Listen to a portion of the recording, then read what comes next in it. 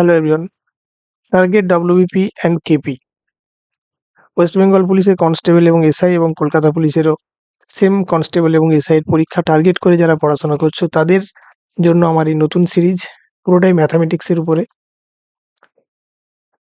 Already 3টে video upload করা আছে এই সিরিজের উপর। এছাড়া অন্যান্য ভিডিও চ্যানেলে বহু ভিডিও দেওয়া রয়েছে, যাদের যাদের পছন্দ হবে, ভালো লাগবে, তাদেরকে অবশ্যই বলবো ভিডিওগুলোকে বারবার রিপিট করে দেখতে, যদি কিছু কাজে লাগানো যায়।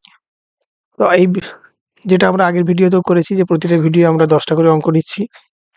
10টা করে অঙ্ক নেওয়ার কারণ, যাতে করে আমরা দীর্ঘ সময় ধরে না করতে হয়, অল্প সময়ের মধ্যেই কাজটা আমরা করতে পারি।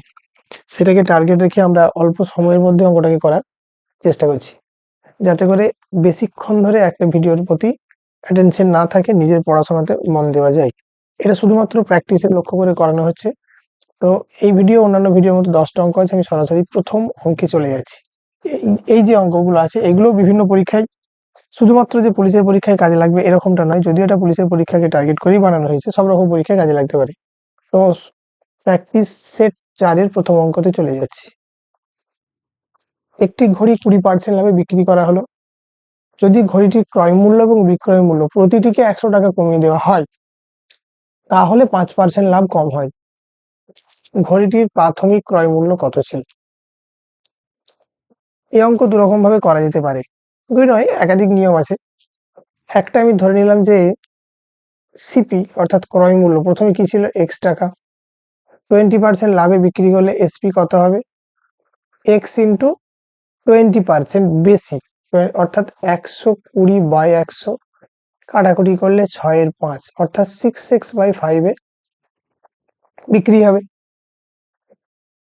এবার বলছে প্রতিটিকে 100 টাকা কমিয়ে দেওয়া হলো, অর্থাৎ সিপি হয়ে গেল কত, x - 100, এসপি হয়ে গেল x - 100। প্রথমে লাভ কত ছিল 20%, পরে লাভ হয় 5% কম হয়, অর্থাৎ 15% হয়েছে।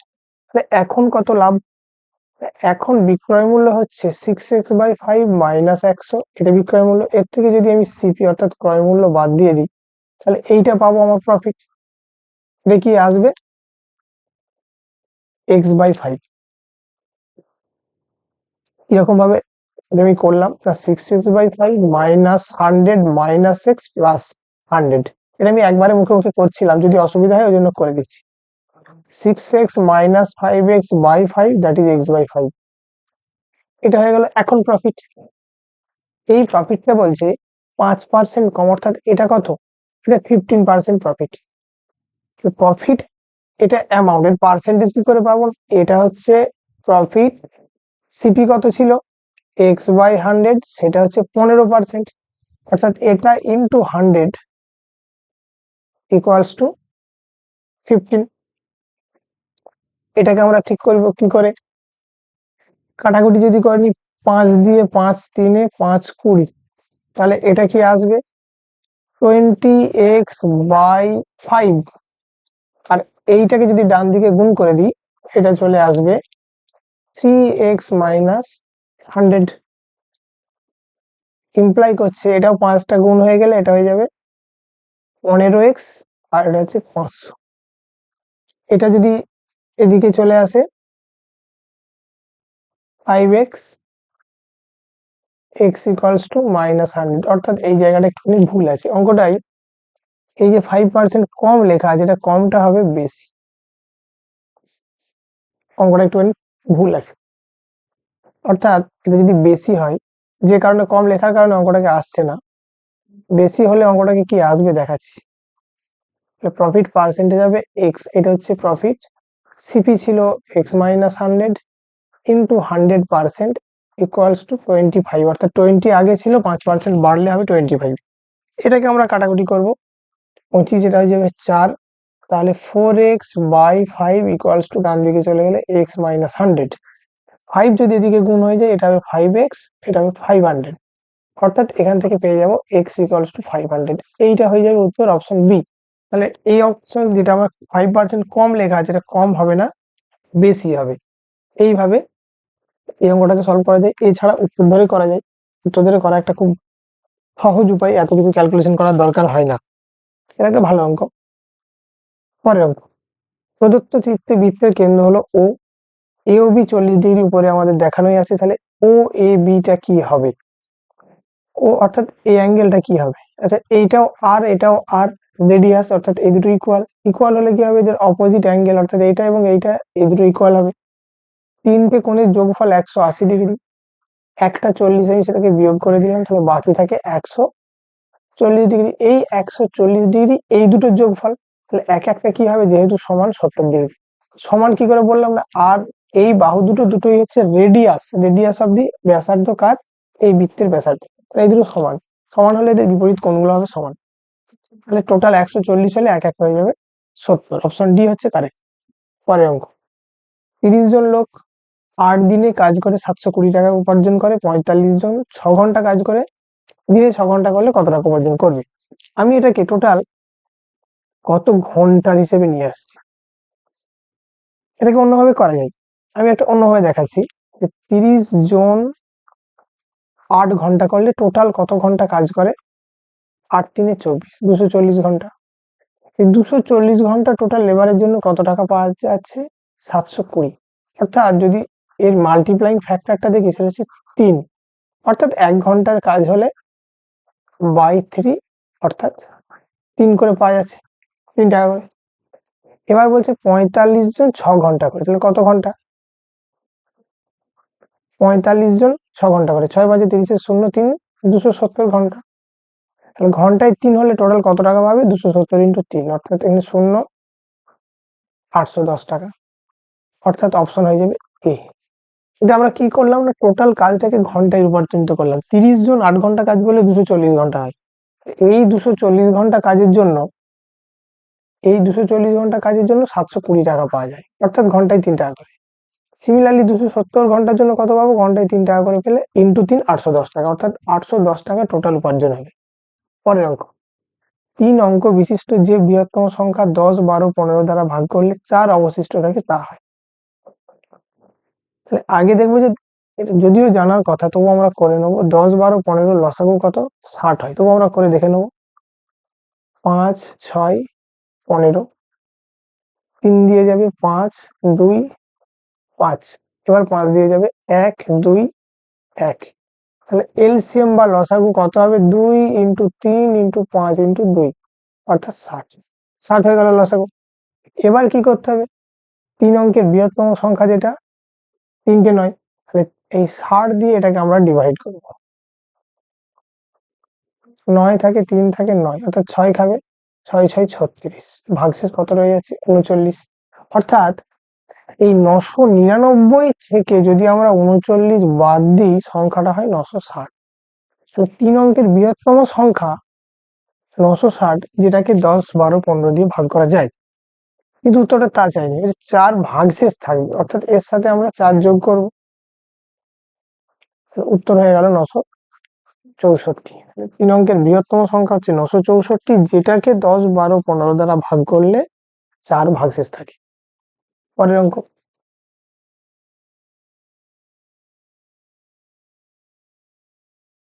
এই অঙ্কটা দেখে নেবো কি বলা আছে। একটি ঘরের 4 দেয়ালের ক্ষেত্রফল 220 বর্গমিটার, প্রস্থ বলা আছে 8 এবং উচ্চতা 5, ঘরের দৈর্ঘ্য কত, অর্থাৎ সূত্রের অঙ্ক, কি সূত্র হয়, 2h × l + b। এটা হচ্ছে 4 দেয়ালের ক্ষেত্রফলের ফর্মুলা। h হাইট, l হচ্ছে লেন্থ, b হচ্ছে ব্রেথ, অর্থাৎ প্রস্থ, দৈর্ঘ্য, উচ্চতা, সেটা সমান বলা আছে 220। কি দরকার, l, বাকি ভ্যালুগুলো বসিয়ে দিই। h সমান বলা আছে 5, ব্র্যাকেটে কি হবে, l + b হচ্ছে 8, এটা সমান 220। 5 2 এ 10, এটা কেটে দিলাম, এখান থেকে শূন্যটা বাদ চলে গেল, ইমপ্লাই হচ্ছে l সমান 22 - 8, অর্থাৎ 14। অপশন ডি হয়ে যাবে উত্তর। এটা জাস্ট ফর্মুলা, 4 দেয়ালের ক্ষেত্রফলের ফর্মুলা। কি হয়, 2 × উচ্চতা ইন্টু কি হয়, দৈর্ঘ্য প্লাস প্রস্থ, এটা 4 দেয়ালের ক্ষেত্রফলের ফর্মুলা। পরের অঙ্ক, একটি জিনিস 364 টাকায় বিক্রি করলে 9% ক্ষতি হয়, 10% লাভ করতে হলে বিক্রয় মূল্য কত হবে। 9% ক্ষতি হওয়ার অর্থ বিক্রয় মূল্য কি হবে, যেটা এসপি, মোট যেটা আমার সিপি ছিল তার 9% বাদ চলে গিয়ে এসপি হয়ে যাবে 91%। এই 91% সমানই হচ্ছে 64। নিউ এসপি কি হবে না, যা আমার সিপি ছিল 10% লাভ করতে হলে নিউ এসপি হবে 110%, যা এসপি ছিল তার সিপি তার 110% হবে এসপি, তাহলে 110%-এর ভ্যালুটা আমার চাই। 91% সমান 364, অর্থাৎ মাল্টিপ্লাইং ফ্যাক্টরটা কত, 4, 4 দিয়ে গুণ করলে এটা আসে, তাহলে 110% সমান কি হবে, 110 ইন্টু 4 অর্থাৎ 440। কি করলাম না, 91% সমান 364 হলে 110% সমান কত, এটুকুই শুধু বের করা আমাদের কাজ। উত্তর কত হলো, 440। পরের অঙ্ক, 700 টাকা এবিসি এর মধ্যে এমন ভাবে ভাগ করে দেওয়া হলো, এ ও বি এর প্রাপ্ত অংশের অনুপাত, আচ্ছা আমি তিনজনের অনুপাতটাই আমাদের লাগবে। এ আর বি বলা আছে 2:3, বি আর সি বলা আছে 4:5। তিনজনের কম্বাইন্ড বের করে নেবো, একসাথে যে সূত্র জেড এর আকারে আছে সেইভাবে বের করে নিতে পারি। কি হবে, 4×2 8, 3×4 12, 3×5 15 হলো। টোটাল কত আসছে, 12 আর 20 আর 10, 20 আর 15 35, সেইটা সমানই বলা আছে 700। এই এক ইকুইভ্যালেন্ট টু কি হবে, 700/35 মানে হচ্ছে 20। এ কত পাবে, এ পাবে 8, তাহলে 8 ইন্টু 20, অর্থাৎ 1 সমান যদি 20 হয় 8 সমান কি হবে, 8 20 160, দ্যাট ইজ অপশন বি। পরের অঙ্ক, একটি সমবাহু ত্রিভুজের প্রত্যেক বাহুর দৈর্ঘ্য 24, অর্থাৎ এই প্রতিটা বাহু বলা আছে 24, এর অন্তর্বৃত্তের ক্ষেত্রফল, তাহলে অন্তর্বৃত্তের আগে ক্ষেত্রফল অর্থাৎ এই ভিতরে ভিতরে যে বৃত্তটা হয় এইগুলো আর, এই আর এর ভ্যালু কি হবে সেইটা আগে জানতে হবে। অন্তর্বৃত্তের ব্যাসার্ধ যদি আর হয়, আর হচ্ছে a/2√3, কত হয়, a/2√3, বহিবৃত্তের ব্যাসার্ধ হলে a/√3 হয়। অর্থাৎ যদি বৃত্তটা এরকম বাইরে বাইরে হতো, এই বৃত্তের যে ব্যাসার্ধ হতো ক্যাপিটাল আর, সেটা হতো a/√3, এটা হচ্ছে a/2√3। এটা কি, এ হচ্ছে সাইড অফ দ্য ট্রায়াঙ্গেল, অর্থাৎ এখানে আর এর ভ্যালু কি আসবে, 24/2√3, দ্যাট ইজ যদি আমরা কাটাকুটি করে দিই, কাটাকুটি এখন করতেও পারি, 12/√3 নাও পারি, যাই হোক, ক্ষেত্রফল কি হবে, পাই আর স্কোয়ার, তাহলে পায়ের ভ্যালু যেহেতু উত্তরে পাই আছে, পাইটাকে পাই হিসেবেই রাখলাম, আর স্কোয়ার অর্থাৎ 12/√3 তার হোল স্কোয়ার, তাহলে পাই থেকে যাক, 12 ইন্টু 12/√3 কে দুবার গুণ করলে 3 আসে, 3 থেকে একটা কাটলাম 4, 4 12 48 পাই, অর্থাৎ অপশন ডি। কিছু না, এখানে একটা ফর্মুলা ব্যবহার করলাম, অন্তর্বৃত্তের ব্যাসার্ধ হয় a/√3, যেখানে এ হচ্ছে সাইড, এবার বৃত্তের ক্ষেত্রফল পাই আর স্কোয়ার, আর এর ভ্যালু পুট করলাম।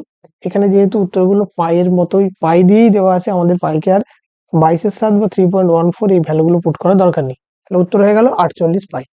পরের অঙ্ক, একটি সংখ্যাকে 20% বাড়ানো হলো, পরে আবার 20% বাড়ানো হলো, শতকরা বৃদ্ধি কত। এই ধরনের জিনিসকে বলা হয় কম্পাউন্ড এফেক্ট,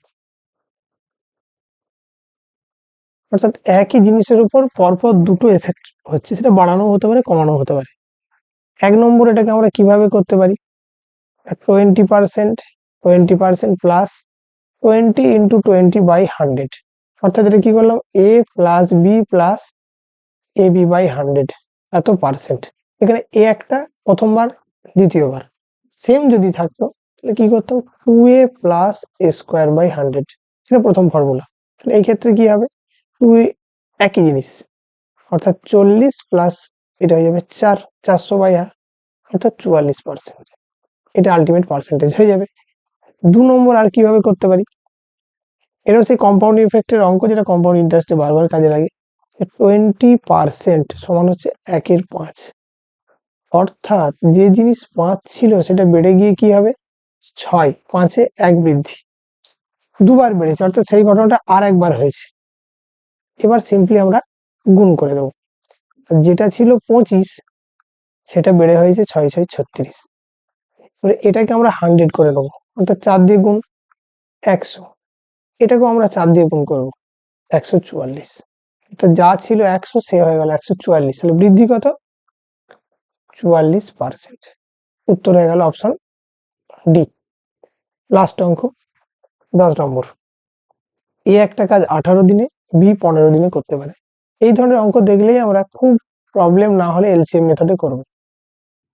এ 18 দিনে করে, এ 15 দিনে করে। 18 আর 15 লসাগু, লসাগু কত? 3 দিয়ে যাবে 6 5, তাহলে 6 5 এ 30, 3 30 এ 90, তাহলে লসাগু এলো 90।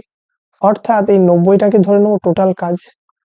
তাহলে এদের এফিসিয়েন্সি কি হবে না 90/18, অর্থাৎ এর এফিসিয়েন্সি হলো 5 ইউনিট পার ডে, বি এর এফিসিয়েন্সি হবে 90/15, অর্থাৎ 6 ইউনিট পার ডে। এ আর বি এর এফিসিয়েন্সি আমরা পেয়ে গেলাম। এটা এই ধরনের অঙ্কের ক্ষেত্রে প্রতিটাতেই আমাদের শুরুতে এটাই কাজ। বি একা কাজটি 10 দিন করে ছেড়ে দেয়, তাহলে বি 6 ইউনিট করে ডেলি করে, তাহলে 10 দিনে কত করবে? 10 6 60। তাহলে কত কাজ পড়ে আছে? 90 - 60 মানে 30 ইউনিট পড়ে আছে। তাহলে বাকি কাজ তো একা কদিনে করবে না 30 ইউনিট, আর এর ক্ষমতা কত? 5 ইউনিট পার ডে। এর টাইম লাগবে কত?